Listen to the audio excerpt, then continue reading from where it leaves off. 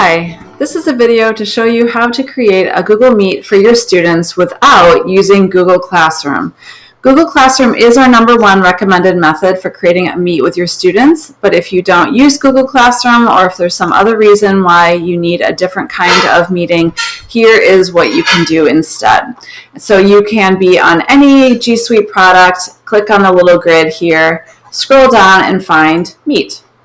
Alternatively, you can also go to meet.google.com and go ahead and do this. And you'll basically see the same thing.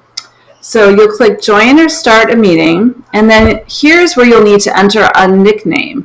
You cannot leave this blank. If you leave it blank, it makes it less secure and students would be able to join without you. So we want to make sure we're kind of using like a locked classroom, and creating a nickname for your Meet basically creates a locked classroom. So the suggestion that I have is that you use something like your last name, District 21, and then your school. So your last name, Google, 21, and then London. Let's say that was how the name of my school.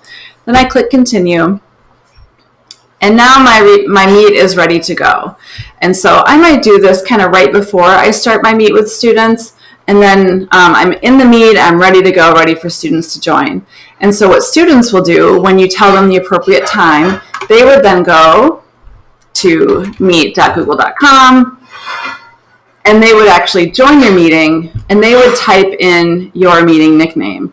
And so basically they will only be able to enter your meeting once you are in there and you've started the meeting. And then similarly, once you make sure every student has left, either by them leaving on their own or you actually removing them from the meeting, which you can do, then students will not be able to rejoin your meeting. And that's because it's a nicknamed meeting.